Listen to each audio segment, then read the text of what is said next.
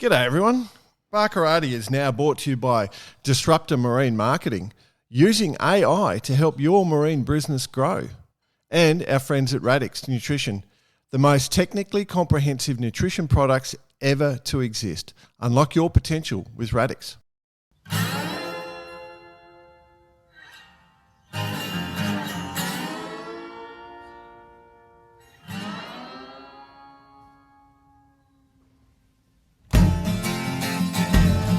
G'day listeners, welcome to Barkarati the Sailing Podcast. My name's Jordan Spencer and it's that time of the week where I get to hang out with some really cool sailors, but of course I have to share the mic with my two idiot mates. So first off, let's welcome Mr. Brett Perry. Greetings, exalted one.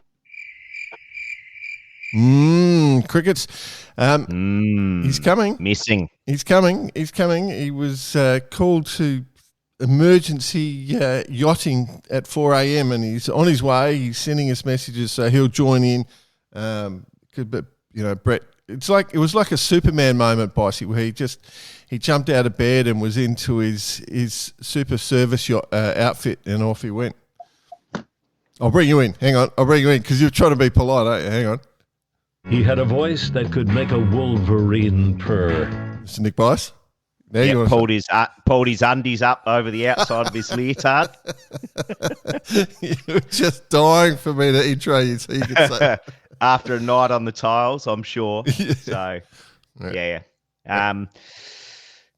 called out at 4 a.m. That's a new one. Yeah, I haven't used that one before. For sailing. We've used a couple. Yeah, that's Hey, did I see we're episode 349? we are. Amazing. Amazing. Yeah. Who would have thought? Who would have thought we would make it past episode 3 or 4 for that matter? That's exactly right. That's where we stopped being able to count to. So, it's big. We're getting pretty full bore. Speaking of big, we did have some sad news yesterday as we record this. So Mike Fletcher, who's probably for everyone our age, he was the original coach for Australian sailors, and so if you're in the Australian sailing team or on the borderlines of it or coming up or whatever, you know, you would have spent a bit of time with Fletch, and we did talk to him on episode 246, and sort of touched on the great man. And Definitely did not need to edit that episode either.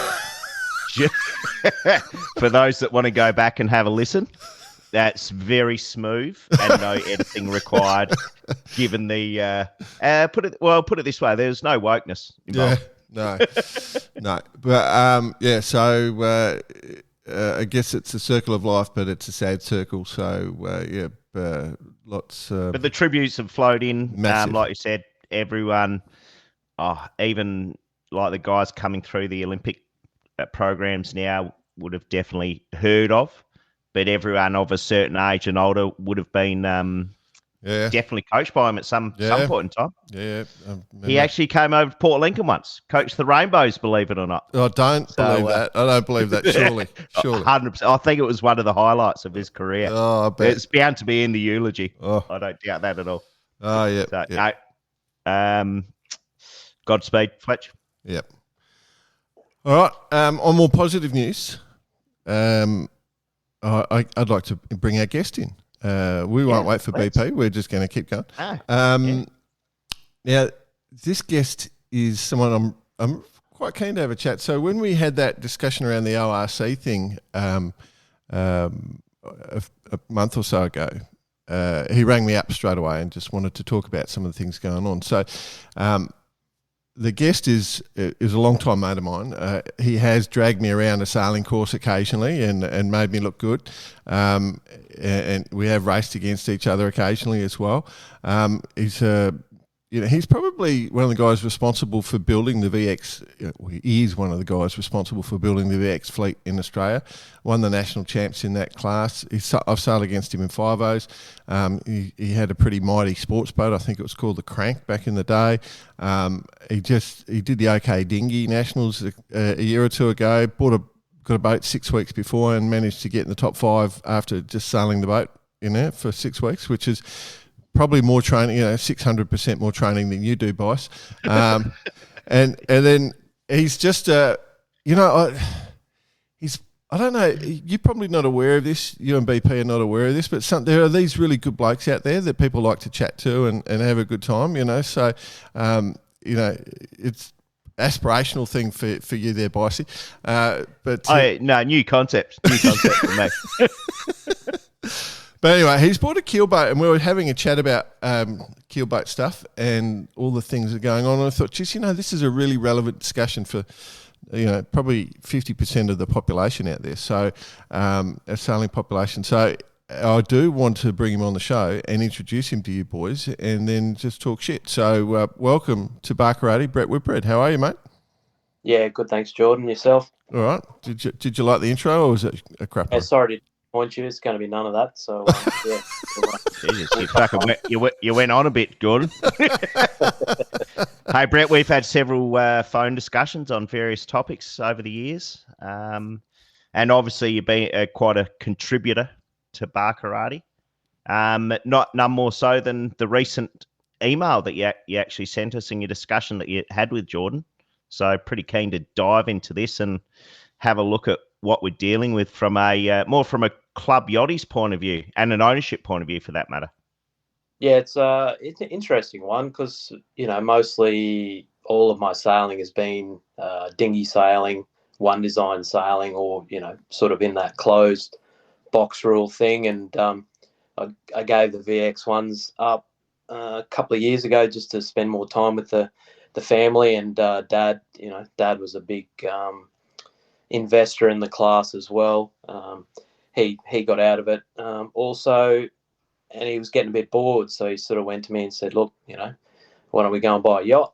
So long story short, we sort of about this time last year we started looking for something. We got into a Kerr 40, so pretty sort of racy, and it was only going to be a twilight racing boat, main and jib. So why not go fast if you're going to just do main and jib racing? So that boat ticked the boxes, and then he sort of got the bug and went, well, can we start racing on the weekends? And I said, yeah, sure. Well, the boat's capable of it, so let's do it. So then we started going down the rabbit hole of getting the boat rated and what boxes have we got to tick and all that sort of stuff. And it was actually it was quite a lot of work to get the boat, even though the boat was actively rated under IRC and ORC, and we'll go into the PHSs of the world later on, but it was a very expensive exercise to transfer the ownership over to those rating certificates. The new rules under IRC, every change of ownership, you've got to get your boat reweighed. The measurers go through the boat, checking sails. And it's not a lot of people don't realise, but these measurers, you think it's like a volunteer's job, but they're actually, they're paid for their work, which is fair enough. It's a lot of effort to measure sail and make sure the stickers are all. And I'm all for it that it's transparency there, but we're like, well, geez, it was probably a $6,000 exercise just to get an IRC certificate for the boat, which includes cranes and load cells and all that sort of stuff. So it was quite a lot of effort, and you're like, well, there is actually no IRC racing in Brisbane, so it's only something that we had to tick a box for to go and do an event, out of town. And we're like, is this really the club level sort of thing we need as far as ratings go? But then you look at PHS, and PHS it's only as good as the people that are entering the data. And a lot of clubs, well, from what I see here, is IRC's easy because the clubs just have that number that doesn't change, year in, year out, unless you do changes to your certificate. Whereas PHS, it involves a human adjusting that data each week to a point. There is an automatic formula for that PHS, but there's 3 clubs up here in Brisbane, and all 3 clubs have different ratings for the same boat, even though they're all sailed on the same race course. So it's quite a tricky one. And we're like, geez, after sailing one design, or we don't have to deal with that, it was a lot to take on. for our initiation into yacht racing. And I'm sure there's a better way. There's better ways out there to do it, especially in this modern day with AI and the technology and automatic data off boats. But I just don't think I'm sure so people are thinking about it, but we just haven't really. No one's pushed the button on it yet, I think. So, And this is all kind of, well, obviously you were living it like on a day-to-day basis. Go to enter a gather and it costs you $200 to enter, but you've had to do all this stuff in the background. But obviously what stemmed the discussion also was, what we saw with ORC, which is another and something else you got to get your certificates for and cost more money and measurements and all sorts of stuff as well. So, yeah, we hear what you're saying. Like for the average, and not just the average club sailor, it's a big undertaking and quite onerous. The interesting point there within that, with what you're saying, Bretto, is that the boat was already rated under IRC, right? So it had everything, and then you had to go and spend another $6,000 just to do it again. Is that sort of? So the interesting thing here, because ironically, Australian Sailing published they published a resource about growing big boat racing in Australia just in the middle of December. So they've put out a paper just to all the clubs just saying, these are the ways that you can go about getting those boats off hard stands and out there sailing with people and get them on the books. So they're are keen to get people sailing. That's, I certainly think under Pagey and that discipline that more people sailing is his goal, right? I think that message has sunk in and Pagey's focused in on that. And so Australian Sailing's focused in on that. But then you've got this contradictory element where is it just about generating money? What was the value in doing that? And as you say, the IRC for you, like I think you're doing Brisbane to Gladstone, did you say, or Adelaide, right. Lincoln? Yeah, so Brisbane, Gladstone, not Adelaide, Lincoln. Just making sure the more popular race. Blue Water Classic. Yeah. So you race that? You'll race that under IRC, or what classes are you entering that one in? Yeah, that's right. IRC. Like we've gone to all that effort now. Yep. And I mean, it is for our ownership of this boat. It is a one-off exercise, but obviously you have to revalidate every year, which costs money. Right. But the hard work's done. But coming into yacht racing, it was quite surely it can be a lot easier than that. But we definitely will be racing IRC in most of it. But then, to be honest, we'll go up to Hamilton Island Race Week this year and we'll race PHS because there's more boats in that division. So you want to race in the divisions that have the boats, whereas the IRC fleet's quite thin. And I think that sort of says a lot about where that rating rule's sort of going, I suppose, for general racing.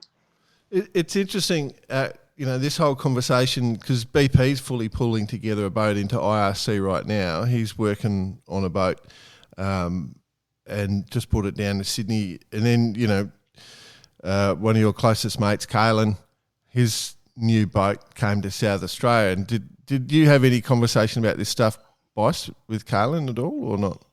Oh, yeah.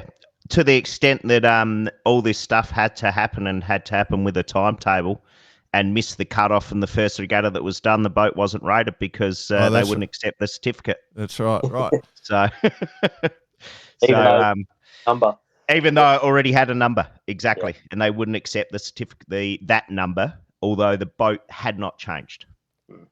I mean, it's a strange. I'm just so obviously it's a little bit strange, and I've got to be very careful. I don't want to come across as we're criticising, but we're looking for improvement. I guess you have to, anyone that wants to be successful has to always listen to alternate views on things, because then you can get a deeper analysis. That's how you become a good sailor. You look at everything. Comments from Supercoach. Yeah. Now you made me lose my train of thought, but I've completely lost it. So the idea is that it seems like a strange complication, because once, just because you've bought a boat and you've got it measured, an existing boat that's been measured before doesn't mean people aren't changing it after they got their certificate. There's definitely, it's well known in circles that some people are out there sort of doing little changes on their boats, and their old rating certificate mightn't be up to date. So by you inheriting a boat or buying a boat from someone, it's not necessarily any more. Creating a new certificate is not going to make it any more accurate than an existing boat that hasn't changed ownership. So it seems to be a level of complexity that I'm not quite sure what the purpose of is. I don't understand why you have to re-measure a boat if everything's already existing. I guess, Brett, just a quick one. The logistics is what costs the money as well, right? It's right. Easy to say. I mean, to get a sail measured, the local measurer can come there if the local measurer exists. Yep. But the logistics specifically around a yacht, it's not just a small feat to center point one of these boats or whatever the case is to weigh it. So exactly. That's where the big cost exists. Yeah, 4.2 meters wide, spreader bars. There's a lot of rigging goes on. It's not, because travel lifts, there's no certified travel lift, so it's not like you can just boat out of the water, look at the number on the travel lift, bang, good, back in. That's where the expense comes in. And different measurers have got different interpretations on how XYZ on measuring and drafts and all that sort of thing, overhangs, what stays in boats, what doesn't. Right. So there's a lot of grey area in the actual measuring, and does it need to happen? It's there's a time and a place for these rules, but or not so much rules, rating classes. There'll always be Sydney to Hobart's that the main prize is IRC. As far as we can see, I can't see that changing. But at the club level,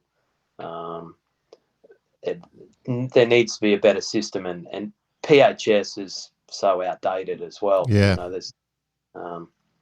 There's got to be a new system like Predict Wind's Data Hub. You have those in boats, and they're collecting data, and it's thrown into clouds, and you have a modern day PHS where the boat's doing all the data logging instead of a human being in a sailing committee jotting down those amendments as the weeks go on. And it's constantly changing. I know that's expense also, but what a cool way to bring in a new style of rule where it is performance based. And it seems like a lot of the boats are sort of dumbing down to try and get a few clicks on IRC as well. And we hear that all the time. And that's not what I want to see. I want to see cool boats with big sails and just boats going fast.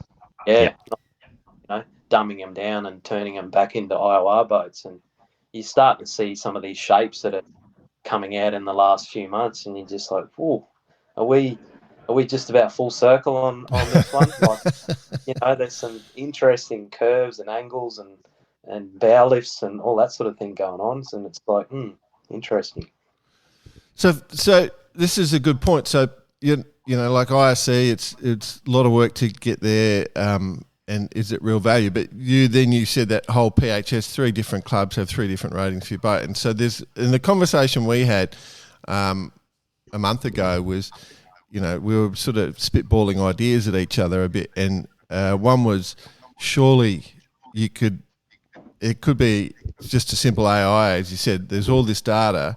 And then it should be as simple as, from a club perspective, the human element, that they could actually load their course positions, and then as you said, that the wind data is already existing. You could sort of write something off that, and then the results effectively with times, time start, time finish, and with all that data, you could have a consistent handicap rating globally. Effectively, is what we sort of end up discussing, wasn't it? Yeah, that's right. Yep. So that's your point about the data. Like the wind data is sitting there. The only thing, if we could remove the load off the club, the only element would be your start time and your finish time in the course.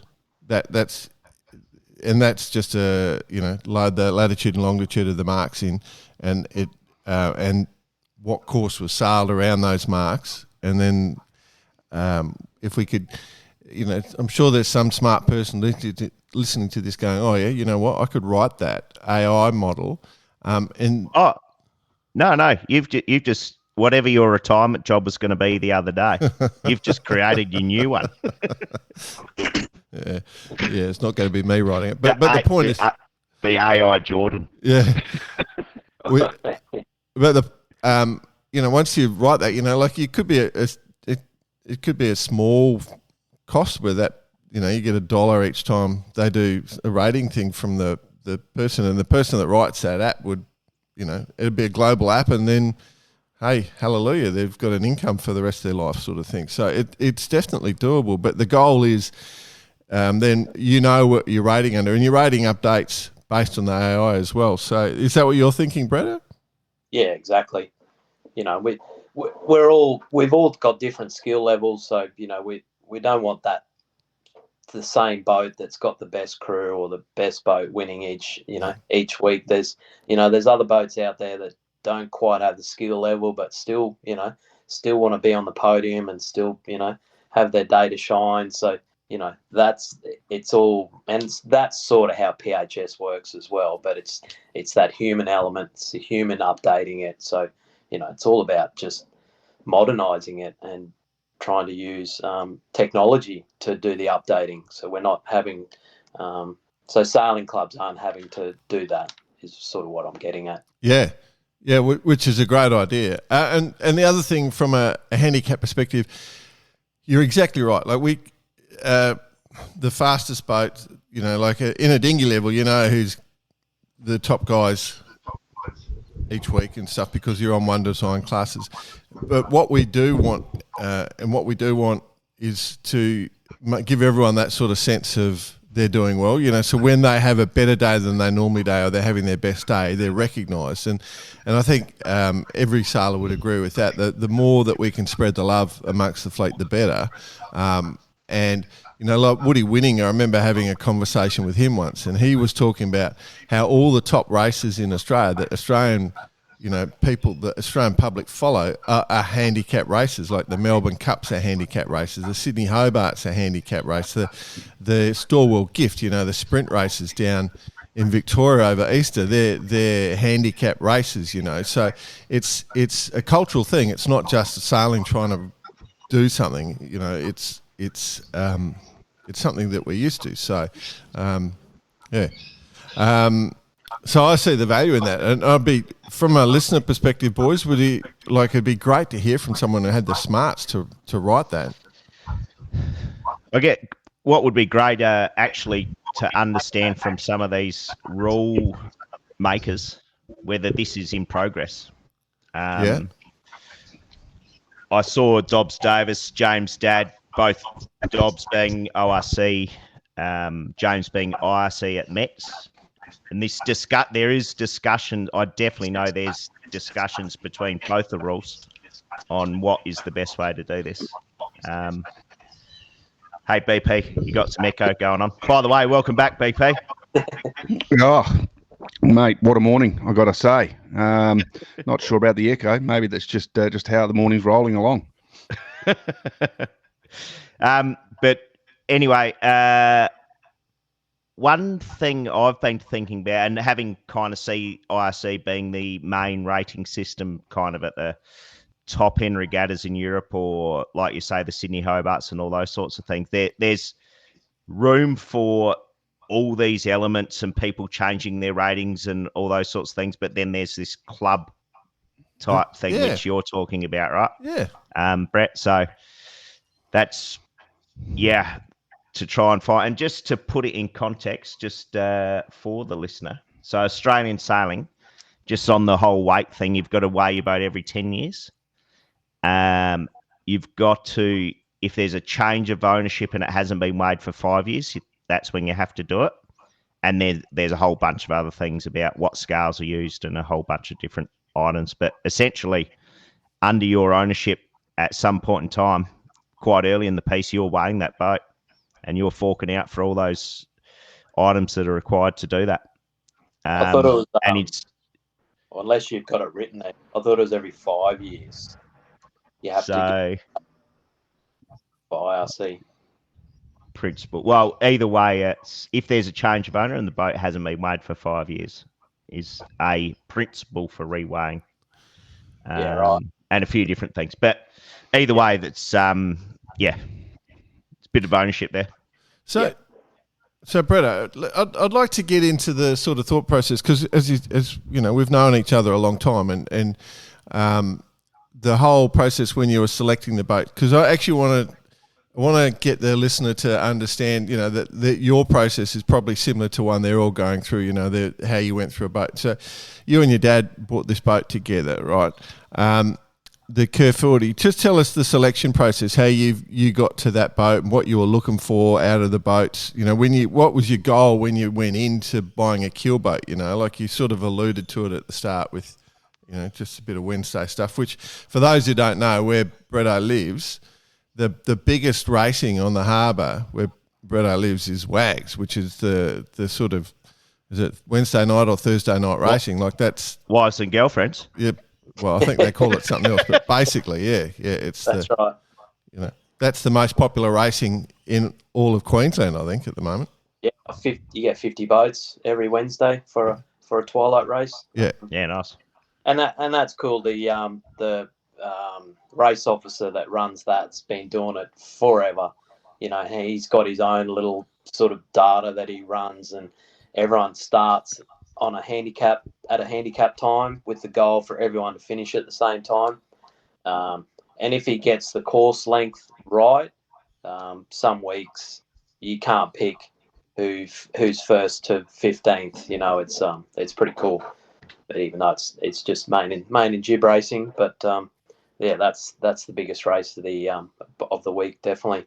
And so with the boat that you ended up with, like what was your thought process going? Like what were you looking for in a boat? You know, like is it?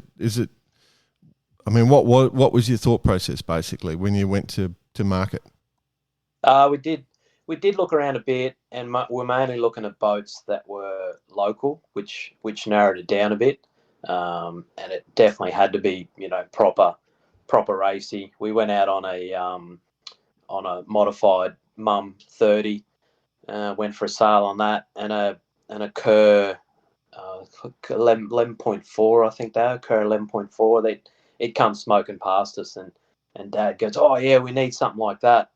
So anyway, he went back and looked online, and there was this Kerr 40 that was available, and it had been modified for short-handed racing. So, you know, it had lazy jacks, it had the furling jib set up, it had water ballast. Stuff because WAGs is when, you know, the twilight sailing is a lot of the time it's short-handed racing because we started, well, being one of the back markers, we start at 20 to 2, so it's pretty hard to get you know, weekday working crew on board, so it's normally only a limited crew, so to have that ease of sailing was one of the big ticket items for us. Just have those easy things, and when it gets windy, you know, you throw some water in, and there's your ballast. So that, you know, that sort of ticked the boxes for us, and the boat was there as well. We could have looked out of town, but it ticked the box, and she's a good ship. Which one was it?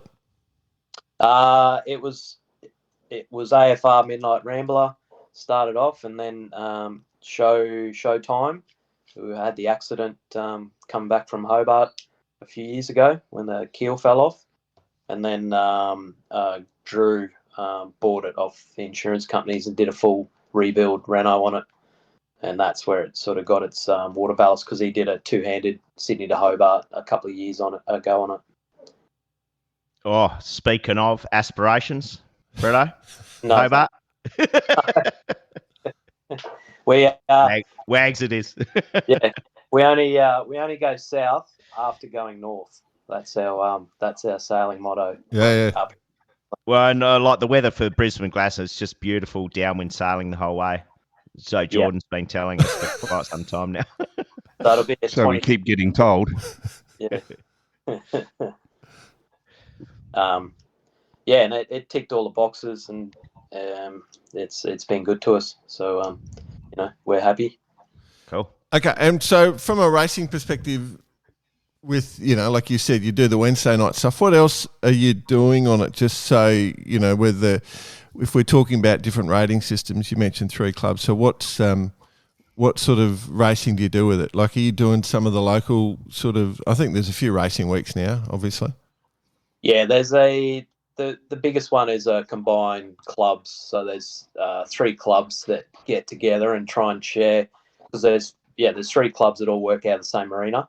So they all work together and have combined yacht racing on a weekend. It's normally once a month, which is great because at least you don't have individual fleets that are quite reduced. So these guys will have maybe... Take note, South Australia.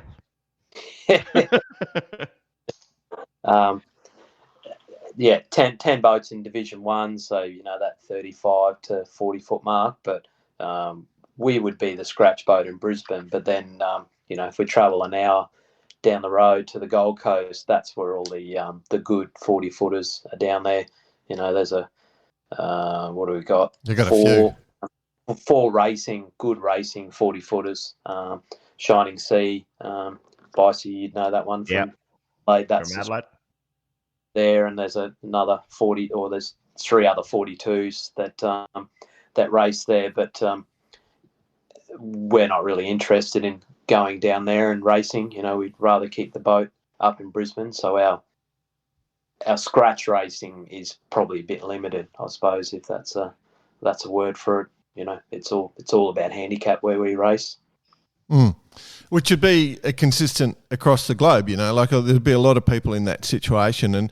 And as I said, there's this promotion that Australian Sailing sent out to bring more people out to big boat sailing. So, and get clubs involved and get people out sailing. And I think that often, if you think about it, like jumping onto a keel boat and being a bit of ballast is often the first intro for a lot of people to our sport, right? And so Australian Sailing's logic is we need more boats out sailing so we get more people to get their first taste of sailing. And you're saying, sure, you are a mad, passionate sailor, right? You've been whatever, I can see your remote control boat there in the background, like you've been sailing your whole life and you love sailing, same with your old man. And so you're a passionate guy and you're sitting there going, wow, the barriers are pretty tough. If I didn't have this passion, I wouldn't have done all this, we wouldn't have done this. And so if you're a tight ass like me, or you're somebody that's first time into yacht racing, like you might get pushed away pretty quickly is sort of the message. And so we've got to find a better way of doing it. Yeah, well, it's a pretty expensive hobby, that's for sure. And you don't want to just keep forking out, unwanted cost, which don't really achieve too much in the scheme of sailing, Every boat goes through it. We're not the only ones. Yeah.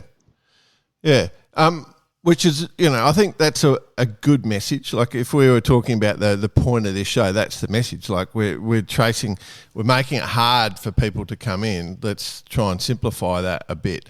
And that was sort of your thought around this AI idea of this PHS sort of solution, where you don't have to weigh the boat, you don't have to rate, and you still get to go out and rate, and you still get to go racing, and you can do all the races under this. And so if we could find one that was ruthlessly accurate, or even make an improvement, we could actually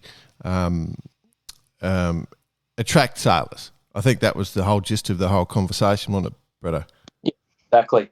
You'll get more boats on the water because there's that barrier has been taken down to actually get a measurement, or people thinking, oh, my PHS, handicap has never changed. I've come 10th every race. It doesn't change. But And then we're back to that skill level as well, when then some people go, well, you don't have the skill level to be up the top, but that's not right. It should be, your handicap is how you sail your boat, not how you should sail your boat. So that's yeah.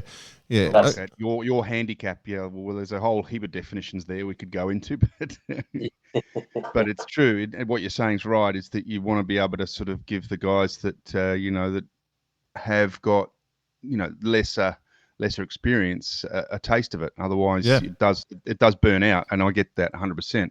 The hard part, obviously, is how do you measure that? We talk about this all the time, and this was actually one of the big topics, and I don't know if you've already touched on it, but the big topics, obviously, with the ORC thing a little while back with the XR41 was the fact that the crew was absolutely stacked with absolute legends, and there's no way of measuring that. There's no way of measuring a perfect jibe. There's no way of measuring a bad jibe. There's no way of measuring that, and that's the hardest part of our sport when we're not racing one design, because one design, as you know, it is that part of it that makes it work.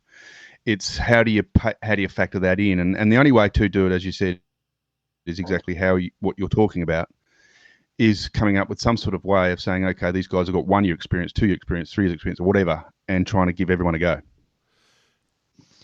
So one, I think I'd mention it maybe after the St. Pass something, but almost feels like there's room for an IRC Grand Prix rule. Yeah, as far as allowing people to go and do and all the shit that I see on a daily basis. Yep. And spend as much bloody money as you want, and then IRC club boats and which is what ORC have essentially tried to do also, right? By creating IRC club and self-managed and self-controlled, regulated rather. But yeah, it feels like but that IRC Grand Prix is maybe 2%, 1% of the IRC boats in the world. Compared to, I'm not sure, I forget how many, maybe 6,000 boats or something on the register IRC, maybe more. I can't remember, or active certificates. But there's only a small amount in this who have the ability and the resources to really go at it and change things and change, different sail sizes or whatever the case may be, when, money's not an object as well. I've seen the ORC club, but I haven't read into it. BP, you sort of touched on it, but know what it's sort of geared for? Not the ORC side of it, but essentially where Bicey's going there is an option. Majority of Australia in particular is IRC. Majority of UK is IRC. Europe is ORC. So there's a conflicting thing straight away is how you manage that. I mean, you look at New Zealand; they're all PHRF. There's no IRC and no ORC. So, and the same with the States. So they're in the same sort of same ideology, if you like, of what you're saying. It's all performance based. So until there's something in play that works, that the problem is no one agrees. I mean, it's human nature. So here's the solution. One thing is, I think Bretto actually sort of alluded to it or pointed it out quite directly, was that the rating certificates, IRC, ORC, it's about rating the boat. You're not worried about the crew performance, right? Okay, so that's, like at a world championship, if you're going to IRC World Championship, the best crew should win the regatta, right? 100%. Right, absolutely. And same for the Grand Prix events, which is what Bicey said, the Grand Prix. If you're going to do the Admiral's Cup, right? Those boats all fully Grand Prix rated, and the best crew should be winning. If you look at PHRF, your performance handicap systems, whatever around the world, they're about if you had a consistent rating. This is what Bretto's arguing, right? If you had a consistent rating where it's the same every club wherever you turn up, and then what happens is that's more about encouraging the crews. So it's not Grand Prix racing. It is this is you today have sailed better than you've ever sailed, and let's recognise you for that. Like I wonder if there's an algorithm, and this is where you might be able to get BiceyBot into this. An algorithm that you could actually use your rating, whatever rating you might have. This is where you're going to regret joining. Let's say you regret joining late, BP. Oh, you've already said that, have you? We've had a full discussion about exactly that, buddy. We're suggesting is that, and this is Bretto's idea really, is that AI. You could have like the BiceyBot, but an AI. You've got all the data from the weather, right? Like predict wind data is there. You've got the data. We're trying to reduce the work on the race officers at yacht clubs. So you could write an AI, you could write some sort of app where all the yacht club has to do is put in the course, the direction, the length, and the result. Boom. And then the AI just goes and calculates it and then just updates everyone's rating. And then that's a consistent model on a global scale. Like you could actually create that. So the sort of three things coming out of this discussion, maybe IRC, ORC Grand Prix, an IRC certificate that when you buy a new boat, let's just let people keep their certificate, move on. So on IRC Club, ORC Club, and then performance handicap racing, an app. And that's it. So that's the whole solution where it takes work from the yacht clubs and it provides a better result for all the sailors out there. And so by doing that, we reduce cost and reduce load on the clubs and get better results for sailing. And so that's the whole purpose of this discussion. And so there you go. We solved the world. Big boat racing problem solved. Done. You're welcome, world. You're welcome. Yeah. Just how a smart little, are we though? We just give out all these ideas, and someone will take it on, and then it'll be that's cool. Well done. I just tapped into my little friend over here, ChatGPT and Grok, and I think I've spoke to you about it. ChatGPT, use that more for business stuff. Yep. It's got a bit more of a friendly, bicey tone. Yeah. Whereas it's got to be a real asshole, as it turned out, the algorithm. Yeah, that's right. Listen up, you prick. What do you want to know about? ORC versus ORC Club. He's come at me hard.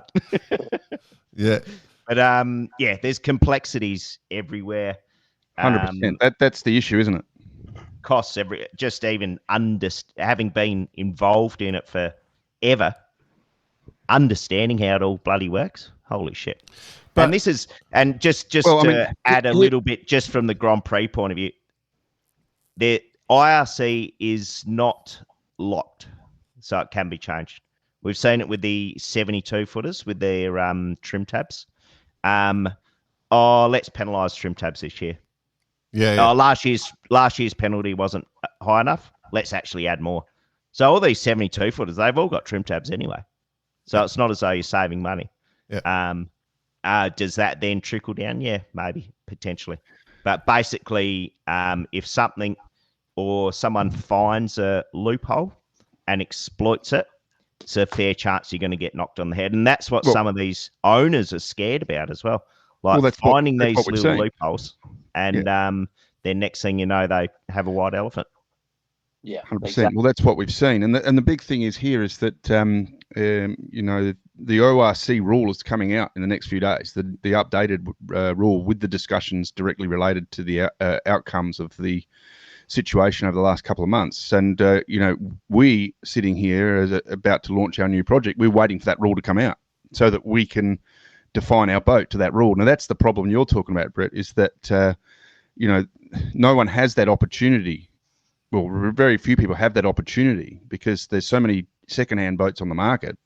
How do you keep them boats relevant? And that's probably the big thing we're talking about. Relevant. Yeah. Well, you don't win for a few years. Yeah. That's it. And no one knows any of your secrets. Yep. And then you just go out and you've got 1 year. No. Yeah. You've got 1 year. Just then you've got to change something else. Fast and fun and look like they're unreal, which then will as well, rather than sort of, these like I keep saying, these dumbed down. Yeah. I sort of like we're almost IOR. We're back into the IOR phase of bumps and bends and angles. You know, they're not looking cool.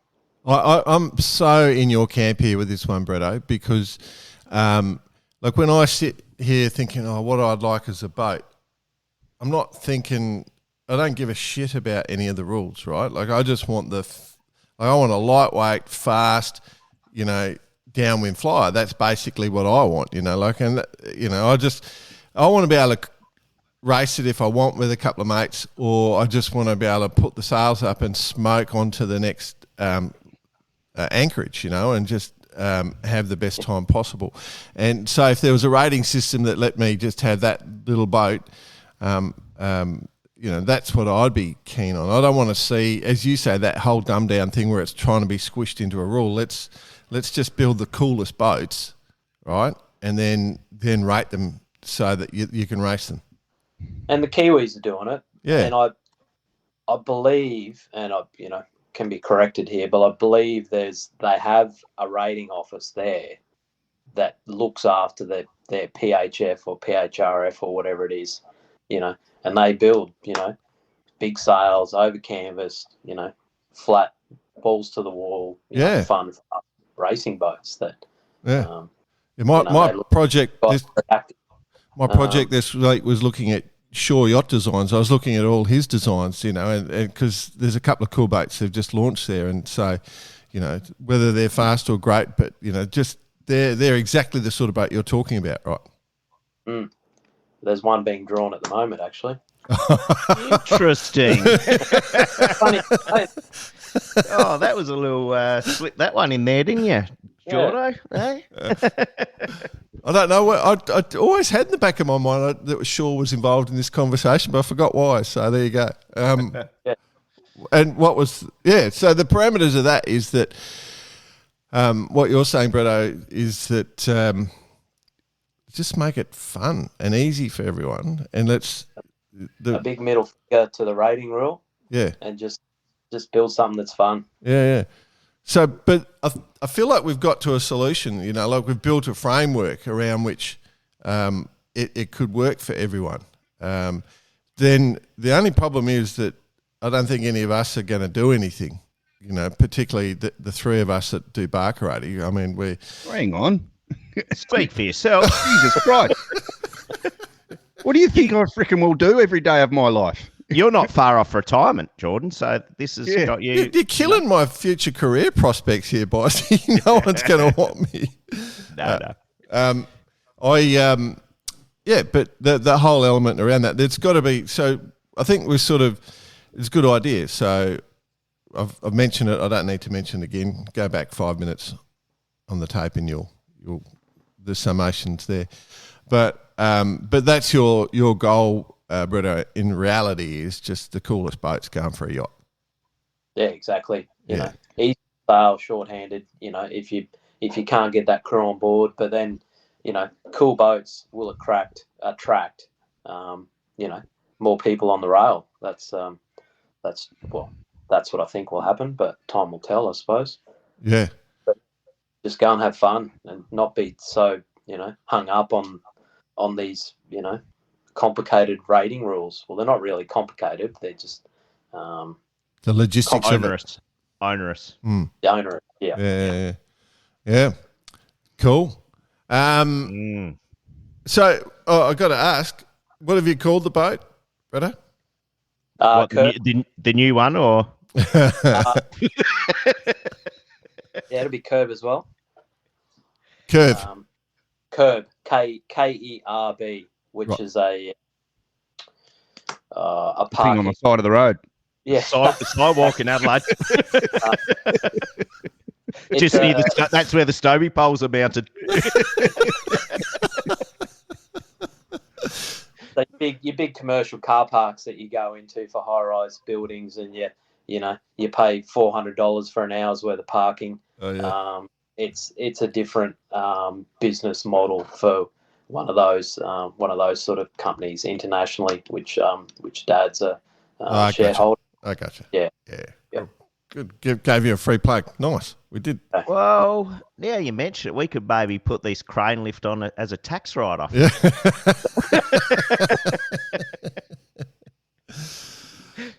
Cool. Yeah. All right. No worries, Bretto. I think we might leave it there, bud. It's a good conversation. Great conversation. I'd love to go for a yacht one day, obviously, but not for the Brisbane or Gladstone, because I'll be on the microphone giving you grief, my friend. Like I'll be as you go to the start line, I'll be pointing out all your strategies and tactics, and you know. So have your middle finger ready to go, just assuming that I'm saying something stupid about you. But yeah, I love it. I really appreciate. I think we appreciate the conversation, because if anyone does listen to this, I reckon that a few people will spark some ideas. And if they have ideas, we'd love to hear them, 100%. And we'll share them with you, Bretto, as well. Yeah, Absolutely. I'm sure somebody's already, working on something. Yeah. Well, Some if they weren't 16-year-old before, kid. they are now. I can tell you right now. Yeah. Some 16-year-old kid will have it. It's just designed. Barclady's business a model. little anecdote. I mentioned the names before who I was chatting to at Mets, and Dobbs was telling me that one of the designers tasked his son, the 16-year-old kid, to go off and design a boat using AI. Yep. Unfortunately, it came out like Homer Simpson's automobile that he designed. Not quite there yet. There yet. Sailing and the AI videos, we're definitely behind a lot of the other videos. I don't know how the algorithm's working, but they've got a lot of work to do there. Yeah. These some classics. Yeah. Yeah. All right. Well, cool, man. All right. I appreciate you taking the time. I know you had to get up pretty early, but we've cut into your training program, your exercising, and your 20K run this morning. So I appreciate you taking time out from that. Right. I'll go for it now. All right, mate. Hey, Brett. Been good chatting over the last few years, and yeah, let's keep the comps. Nice, mate. Yeah. Good stuff. Cheers. Cheers, mate.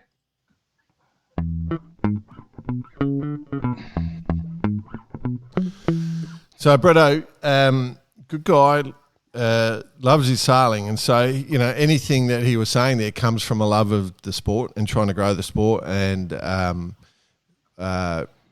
make it better and get more people out there. Like he was just having an experience, and he, again, as I said, if he wasn't as passionate, we can't just have the super passionate people going through. We've got to just make it easy for everyone to come through, and that's, I think, where Bretto's point was and why he reached out. So interesting. I mean, it's super hard, and what's hard as well is coming into a conversation halfway through. What do you mean? It was smooth. The transition, it was beautiful, mate. Yeah. You guys were just waiting for me to say something you'd already said, just to take the piss out of me. It was good. Jordan had his finger on the button. Ready. Yeah, here he goes. He's going to lock in.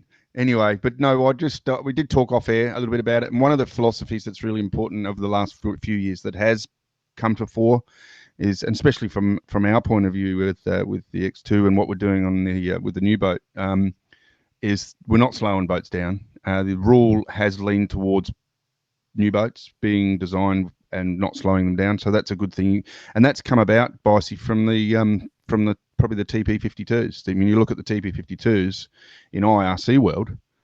I mean, they're a performance boat, and that's why they're just perfect, and that's why the newer boats got that popular, and exactly. Yeah, and that's why the newer boats that are coming out are in that window. If you look at the X2, I keep talking about it, but I put everything into it, and the shape of that thing, the power of that thing, and the rating is well above all of the 30-footers in the range, but the performance is up above too. So, a 3300, for example, has a ridiculously low rating because it's so slow. Sorry, 3300 owners, but that's a fact. If you don't like it, stiff shit. Yes. And so, the rule is stating that, and for designers, which keeps designers' brains working, is heading towards faster boats. But as I said to Bretto in the off air, it's keeping all of the boats relevant. That's the fine line. That's the hard part, isn't it? So what we're getting to, if we could make all this happen, is then what we'd be able to do is actually track. If we get this rating rule we'll be able to track the crews that have had the Radix nutrition before going out sailing. Oh yeah, that is about as smooth as transition as BP coming into the show. yeah. But like if you're like Bretto, obviously they're campaigning and building up for races. If you're thinking about or you're about to go offshore, do a big day of sailing, the Radix Nutrition is healthy nutrition for everybody. So it's your daily health foundation. If you want to find out more, jump onto Radix Nutrition. Use Bar Karate as your discount code if you do decide to indulge and buy some of the Radix, and away you go, which will be pretty cool. What do you think there, BP? Good one. Yeah, look, I think the other thing is, you'll be able to test your the new rating system. Will be able to see when you're performing at your level, but also if you use disruptor marketing. He's going for it. Yes, go, bud. Right. If you use disruptor marketing, you'll have more time for rest, and so you'll be at the top of your games. Rest and nutrition. It'll be no good for the rating though. AI will know when you're on the Radix or using Disruptor, rating will go through the roof. Hang on. Actually, there'll be stop it. The buy spot will jump in here and shut it down. So the AI rating little ism won't even know. Well, there's that. You'll be losing money. No, you're missing the point. Could the Disruptor Marine Marketing.com.au with Disruptor and the AI receptionist, we call it, or the buy spot. Could that then communicate with the AI rating bot? What were you calling it? Did you have a name for that, boss? No. I've got Grok coming up with it now. Oh yeah. Grok will come up. Use Grok. It'll be it'll probably be wearing mankinis. Anyway, but the point is, the bots will be able to communicate and tell you, hey, get out there today's day. You go sailing, and then we'll cover the business for you. So AI will just take care of it, and you can just go sailing. If you want to try out Disruptor Marine Marketing, just book a demo at Disruptor, DISRUPTA, marinemarketing.com.au, and get more sailing time and grow your business at the same time. That's the whole goal. I can tell you that I had a long chat with Nathan Wade from Disruptor Marine Marketing the other day, and there's a lot of people having a little look at this. So that's don't good. Get left behind on this one. Yeah. Look at you! Look at that. He squashed his face in the whole thing. He's very serious about this statement. Don't get left behind. All right, speaking of left behind, boys, not getting left behind, there's plenty coming up. Sail GP Auckland, obviously everyone's fired up about that, jumping on a plane, heading over to Auckland. Speak a little slowly for our Cuzzy bros. Just quickly, tell me why, you might know this answer, why did they not go to Sydney first? Come over on the train or the trucks or whatever? I don't know. I don't know the answer. They bang on about logistics. It doesn't make sense, does it? Well, there'd be a reason. Charter. There'd be a reason. Unless it was a charter ship or whatever. Yeah. I guess. But but I didn't get any phone calls. The charter ship didn't break down. They haven't dropped in for a brisket. Yeah. So no. But exciting. So going from Freo to Auckland, the two best events in a line, and then Sydney. Like the Southern Hemisphere smash it. I haven't been to a couple of the Northern Hemisphere events, so I can't say that completely that the best events are the Southern Hemisphere ones. But I would argue. Well, we watch them on TV. Yeah, and they're bloody. Most of them are under 6 knots, so they can't. Yeah, we're gifted. We're sport down here. Is all I'll say. Speaking of sport, Trans-Tasman Yacht Race, boys. 27th Feb is the third and final race of the Southern Cross Series, which has been brought in this year again. So 1270 nautical mile race starting Sydney Harbour, 27th Feb. And finishing in Auckland, so that would be a cool one if you're looking to head back over to Auckland. But that's good. So they've a bit of offshore stuff. I do want to publish one of our friends who write in a lot to us. I'll give them a bit of love. The Mosquito Mark 1 state titles at Altona Yacht Club, 7 to 9 March. Give that a little plug in case you haven't had a go. They're very welcoming. They're offering boats, so go down and reach out. Altona, great one. And boys, in a week, the International Canoe World Championships start on Jervis Bay. So I think that that is a really exciting one. So I don't know if you guys are across that, but the world's what's the date? So from the 5th of Feb is this Friday coming up, the registration, then defect measuring. So that's when you and Bicey come in, BP. And then racing from Sunday next week will be the International Canoe World Championships, IC World Champs, in the most beautiful part of the world, Jervis Bay, boys. I actually was going to go down this weekend. I just thought I might just go down to Jervis Bay and have a bit of a sniff around, but I ran out of time. Too many other things on. But yeah, very cool. Any comments on any of that before we move on? No. Nope. All good. Love it. It's still, well, I guess we've left national season here in Oz, apart from the Fireballs I've heard, which are like mid-February, of course. Makes a lot of sense. I think the RS 100s are on in Jervis Bay as we speak, as we're recording. Today will be their last day, two weekend sort of nationals. So yeah. Anyway, no. But all good. Coming up, of course. No. Let's not forget the Blue Water Classic. I'm going to be banging on about this for another 3 weeks. The mighty Adelaide to Port Lincoln. Yeah, second greatest race in the world, like behind the Brisbane to Gladstone. No, we just don't want to brag. We just don't want to brag. That caught BP out. Ooh, what? Right, so Jack Lloyd, listener of the week, boys. We've had some emails, and I'm not sure I even want to share one of the emails, the last one on the run sheet there, brought to us by our friends at Vycobi. I wonder if we keep that one we keep that one secret for the moment and get all the work done behind the scenes, and then we talk about that one. But there's plenty going on.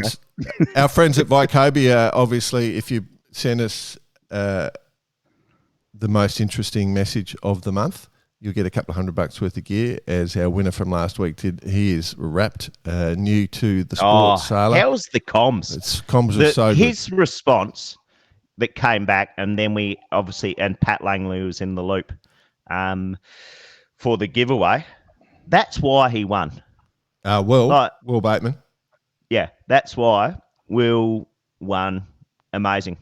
Passionate. It was so good. Loving it. So good. I was enjoying the crap out of it. So yeah, congratulations. This week we've had the reverse curses featured in a few of the emails. Again. So many times. So we've had a couple of favourites of the show, Scotty Patton, Stringers, a couple of Victorians, plenty of Victorians coming through, to mention the Tom Sushbury, who does that amazing fun YouTube channel where he buys shitters and goes for a yacht and does them up and goes for a yacht, has utilised the reverse curse. We had him on the show, and he jumped into the FDs and has just won the FD Nationals with his mate Matt. Amazing. First time in an FD, won the Nationals. Pretty cool. Hasn't been done since Jordan Spencer in 1982. 2007. Wow. 187. It was 2007. I won. 2007. Yeah, my name's on the trophy. Yep. So jumped on, but the guy I jumped on with was one of the photo above the toilet in the Adelaide Sailing Club. Yeah, it's one of them. Well, Will's gone to make sure the one of the Cruising Yacht Club of Canberra is there. That was part of the banter he was going on. But for Tommy Boy, congratulations, boys, Tommy and Matt, winning the FDs. That was super cool, and using the reverse curse wisely, which is fantastic. And it's becoming an art form though. When you do get the reverse curse, you've got to know when to hold them, know when to fold them. Thanks, Kenny. Know when to walk away. Know when. Hey, you should write songs. Nah, I reckon I should. Never catch on. How do we pronounce this next guy? Do you reckon the first name? Because this is a great email. I thought you were going to say, how do you pronounce his last name? Well, that's pretty easy. Yeah, Dingmans. Oh, God. I'm so... Gel. Look, let's... Gel. What do you reckon? Gel. Look, I'm rolling with Hele. Hele? Hele. Or Jelly. Let's do the Aussie. Well, Australian. Let's do it Aussie way, just so it's not insulting. It's love. It's the beauty of an Aussie name. Yeah, Jelly Dingmans. Jelly Dingmans. But he sent in a great message, and he did send in a good email. I just read it then. So, but yep. And so we'll give you a bit of a share on that. But if I've pronounced the name wrong, and we know we have, but so apologies on that. But look, hey gents, greetings from the Netherlands. I really enjoy your banter and the info on sailing and events. I recently joined the board of the Royal Netherlands Yacht Club for youth sailing. I applaud your efforts in putting forward ideas for kids and adults alike to jump in a boat and have fun. In the Netherlands, there's quite a strict golden path going from the Opties to the 29ers, but the corset doesn't, that's a great use of words, doesn't fit all sailors, especially if it's getting tighter towards the top. So there's always a bit of an outflow and people who stop sailing. Also, a lot of the sailing programs are quite black and white in the way that you need to fully commit or you're out. I'm afraid we're focusing too much on the sport side of things and too little on the fun side of things here. My goal is to bring back more fun on the water. Also, because as we look at sailing as at large, there are people enjoying around the cans racing or distance racing or the occasional racer. With the kids, we focus too much on the competition from a young age. We should enjoy a day with friends and family going out sailing, taking parents sailing and having them sail with their kids or against their kids. The fanatic kids who want to race will go and race anyway, and they are by far the easiest group to cater your youth program to. But the other kids that just want to go on the water, enjoy, might turn out to be great sailors too, and more importantly, hopefully lifelong water sports enthusiasts. Anyway, just wanted to thank you for putting attention where I feel it is needed to with the youth and fun of sailing. Your banter on the show is showing that being competitive doesn't mean you need to be super focused, that it is about having fun, and to me at least, having fun goes together with doing something you like and getting better at it. Keep at it. Jelly Dingemans, Rear Commodore Youth Sailing, Royal Netherlands Yacht Club. Bloody wonderful email, that one. What a ripper. Yeah. Absolute bloody beauty. cracker. Bloody beauty, Jelly. Yeah. Thanks, Kelly. Kelly. I think it's the correct way is how we guess. But right on. Absolutely. You got to keep it fun. I mean, the more fun the kids are having, the more they're actually learning.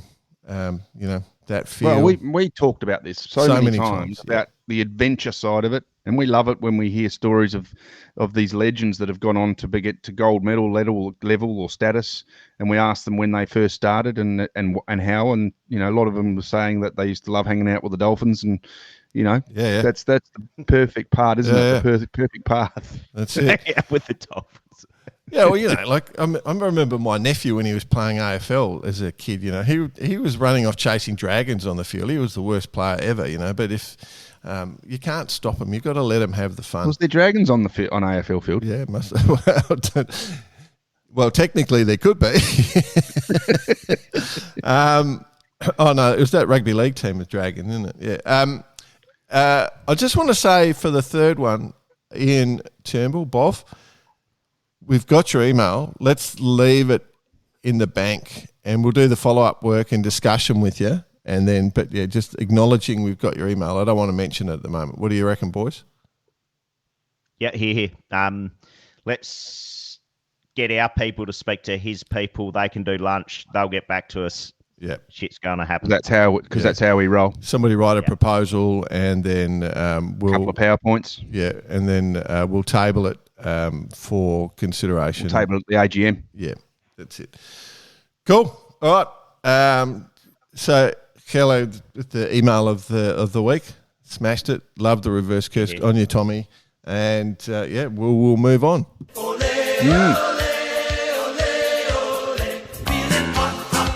It's hot time with Bice. Now, gents, have I seen Goobs has joined Team New Zealand? Yeah, that's correct. Yeah, correcto mundo. Yeah. So, interesting happenings.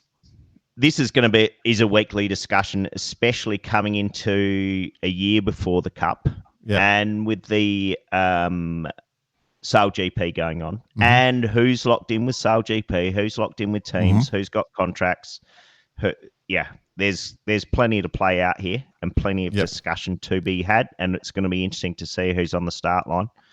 driving these boats. I'll tell you what it does do, Bicey. It makes the mid-year and end-of-year season draft very interesting. It does. Yeah. Here. No, Goobs, when I was talking to him in Freo, he when he did his knee, we were having a quick chat, and he said, I saw the footage again of that. It was not comfortable. No, it wasn't comfortable, and he was trying to debate whether to go sailing, and I said, Goobs, and he's going, it could affect, now that I've gone to the, he's talking about the cup, basically. He was going to Team New Zealand. Yeah. He was saying, if I go surgery, that's me out of the cup sort of thing, and so he vocalised it out loud, and I sort of said my view on the thing, and I don't know if he even cares what my view is, but he definitely across on the cup. So I didn't mention that on the show just as a courtesy to Goobs. Now it's public, we can mention it, but so he's definitely off to Team New Zealand. Good get.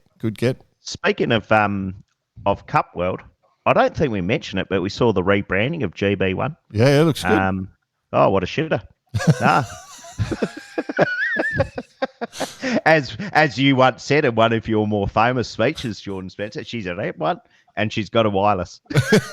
She goes fast, super fast.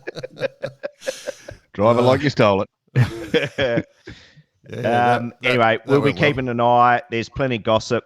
Cup World, Sail GP. We'll come back to Sail GP in a minute. F18s, boys. Oh, yeah. The Worlds. The Worlds are on. There's been a bit of a shift at the top of the table last week. Yesterday, sorry. Now the first discard has been allowed. Yep. So Matt Homan, Chris Bilston, top of the leaderboard on 10 points. Queenslanders. And I don't know if you've heard of these guys at all, but Darren Bundock and Glenn Ashby, it's second on 11 points. They were able to drop their 11th. And then Brett, Burville, and Maxi on 14 points. So she's a tight podium. Yeah. And then Gavin and Kai have both been on the show in fourth currently, so they'll be a threat. Correct. Yeah. Correct. Our first offshore is in seventh, the Argentinians on Crazy Chicken. Gonzalez Smith, Cruz. Smithy. And Stephen Decker, or Stefan Decker. So watching with interest. It's a good one. So there's... where are they from? Argentina. The Crazy Chicken. I wonder if that's actually the name or it's like the Pollo Loco. Yeah. Oh, no, he's definitely the Pollo Loco. So yet to finish, so we'll keep an eye on all that. No problem. Just other news, one that you added into the sheet here, Jordan. No Charlie Darling this year, Sam. Yeah. He's going to take the boat. We all, best wishes for Charlie and his little and his choices and everything that's going on. Well, I mean, it is public knowledge now. He hasn't done much, he's been pretty busy for a while. That's right. Well, he's the thing is that he's an amazing sailor. Like, that bloke is so good. And, he's got, I think everyone knows he's got cancer. So, and he was sort of taking medication or, during the last major race he did, he was racing sick, and so it's full on doing amazing. And so everyone's just hoping he comes out good because he is such a talented sailor. And he's the next odd classes. He created the next generation of our mocha sailor. Yeah, it's basically yeah. I thought you were going to say he's the next Jordan Spencer. Well, comments from Supercoach. I didn't say that. All right, Cole Tapper, back-to-back, Warren Jones. Matt Rayson, congratulations. One thing we didn't mention about in the events, the 44s are in Porto Calero. Oh, yeah. Oh, there you go. I saw a little footage of Cam just talking about all the events. They've been to like 19 countries, I'm going to say. Wow. The 44s. Yeah. What an amazing. They go under the radar for us. Let's give them a bit more love, and let's see if we can get a few people on. I mean, we do talk about them a bit, but that class is just goes along. It just vibrates along in the background, doesn't it? Yeah, it gives a few pros a bit of Sail GP pros a bit of money on the side. It's kind of how it works. Pretty much. Yeah. Now, we spoke about it last week, but this has to be one of the most phenomenal efforts in yachting. Sedabo. Oh, yeah. Jules Verne. Amazing effort. 40 days, whatever, 10 hours. 40 days, 10 hours, 45 minutes, 50 seconds. Knocked 12 hours and 44 minutes off the old record. Geez, that's tight, like, holy. They hadn't finished at time of recording last week. Yeah. I think at time of pretty much exact time of publishing, they'd just finished. But I don't think there's any yachty in the world that doesn't think this is one of the biggest things that's happened in recent years. Amazing performance. When you just think about everything, I mean, one, you got to sail the boat fast. Two, you got to have a shitload of luck on your side. Yeah. No, weather systems, all those sorts of things. But yeah, amazing. Yeah, it's it's insane. It's insane. I'm almost going to say this is not disappointing. That's the wrong wording. But to share the limelight, good and bad, the ladies on the famous project, got fully crewed around the world in 55 days, I'm going to say. But to happen within days of Thomas finishing as well, whether that's stealing a little bit or adding to it, I'm actually not sure, having not been there. It's probably like bringing sailing to the forefront a bit more, but not one anything can be taken away from what they've achieved. Just 100%. Amazing effort. Amazing. Just to go around the world in 55 days alone. I mean, man, how cool. Yeah. So we look forward to chatting to some of our former guests in regards to how it all played out. And congratulations. I think that's me, boys. Yeah.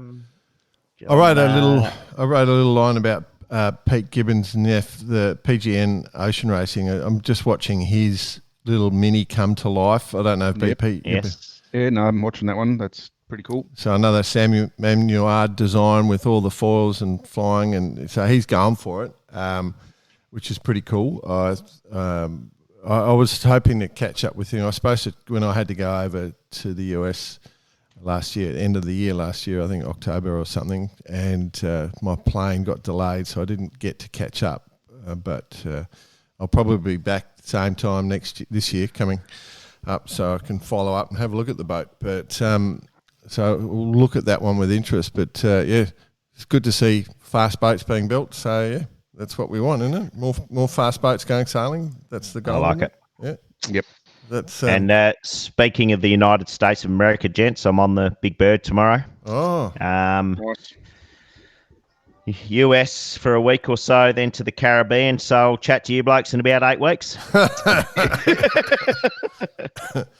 Yeah. Well, yeah. We'll discuss that in a sec. All right. Cool. Anything else? Nah. All right. Let's shut it down, Rach. Shut it down. Thanks for listening, everyone. I hope you enjoy it. Appreciate your support and all the emails and conversation we get. cheers@barkarati.com. Radix Nutrition, use Barkarati, one word, as your discount code. disruptormarinemarketing.com.au for the buy spot. And when you do send us something cool, our friends at Vycobi, who've got some super cool stuff coming out at the moment, is supposed to go. Have a great week. I think I just put BP to sleep.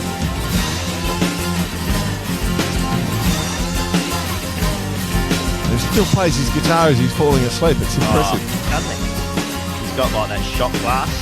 I'm over 10,000 hours on that. I'm over 10,000 hours on that program.